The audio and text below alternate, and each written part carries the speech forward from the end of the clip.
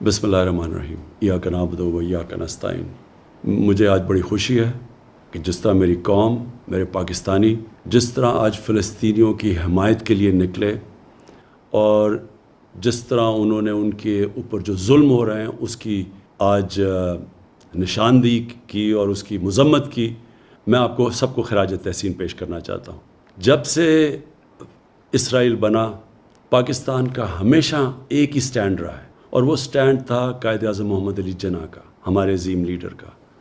کہ فلسطینیوں سے بہت بڑی ناانصافی ہوئی ہے،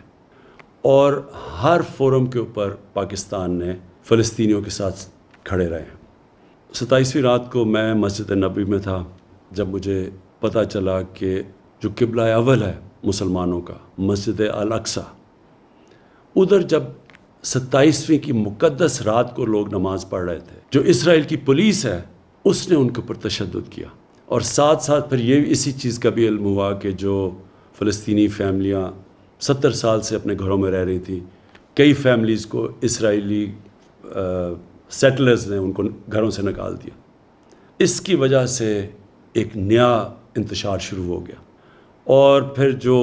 غازہ کے اوپر جس طرح کی بمباری کی گئی، دنیا کی سب سے طاقتور ترین فوج ہے، تقریباً 69 فلسطینیوں کے اوپر جس طرح کی بمباری کی گئی جس میں بچے مارے گئے، تو میں اگلے دن 27ویں کا جو اگلے دن تھا، میں نے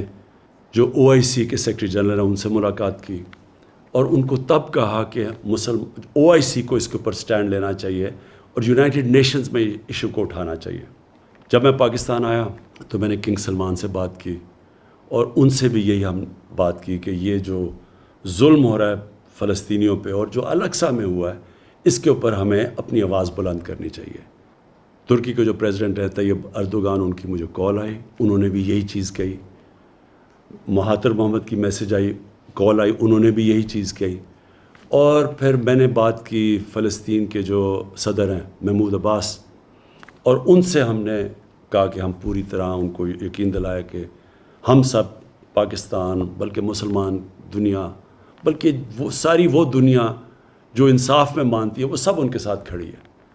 شاہ محمود قریشی کو اس کے بعد پھر میں نے کہا کہ وہ یونائٹڈ نیشنز کی جنرل اسمبلی میں جائیں اور OIC اور مسلمان ممبر سے اس ایشو کو اٹھائیں، اور انہوں نے بڑے بھرپور طریقے سے اس کو اٹھایا، اور میں ان کو داد دیتا ہوں اس کی۔ میں جو ایک چیز دیکھ رہا ہوں، مجھے ایک بڑی خوشائن چیز نظر آ رہی ہے، اور وہ کیا ہے کہ دنیا کا پبلک اوپینین چینج ہو رہا ہے۔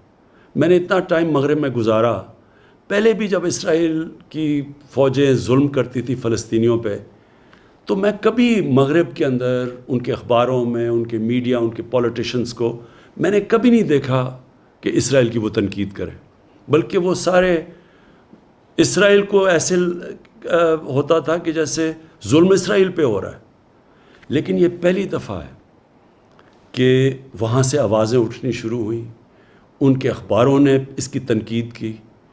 ان کے میڈیا نے اس کی تنقید کی، اور پولیٹیشنز نے کھڑے ہو کے، کبھی میں نے سمجھتا تھا کہ امریکہ میں وہ اسرائیل کی تنقید کریں گے، اور مغربی ممالک میں۔ یہ جو پبلک اوپینین تبدیل ہوا ہے، اس کی ایک بہت بڑی ایک اور وجہ ہے سوشل میڈیا۔ مین میڈیا اگر کوئی رپورٹ کو روکتا بھی ہے،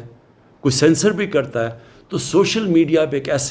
ایک ایسی فورس آ گئی ہے کہ اس سے اب کوئی بھی کمیونیکیشن اور نیوز کو روک نہیں سکتا، اور اس سے مجھے نظر آ رہا ہے کہ دنیا کا پبلک اوپینین چینج ہو رہا ہے۔ آج سے 30 سال پہلے اسی طرح تب بھی دنیا کا پبلک اوپینین چینج ہوا تھا۔ ساؤتھ افریقہ، ادھر ایک ایسی رجیم تھی، ایک ایسی گورنمنٹ تھی، اور بڑی دیر سے، کئی سالوں سے تھی، جو نسل پرست تھی، جو ایشینز اور افریکنز کو برابر کے شہری نہیں سمجھتی تھی، اور ان کے ساتھ بڑی بڑی دنیا کی طاقتیں کھڑی ہوئی تھیں اس نسل پرست رجیم کے ساتھ۔ لیکن جب دنیا میں پبلک اوپینین چینج ہوا، تو یہی جو طاقتور قوتیں تھیں، جو ملک تھے، انہوں نے زور لگا کے ساؤتھ افریقہ کے اندر ان کو رجیم کے اوپر، جو ساؤتھ افریقن گورنمنٹ کے اوپر، انہوں نے ان کو مجبور کیا کہ وہ برابری کے حقوق دیں افریکنز کو اور ایشینز کو۔ اسی طرح کا میں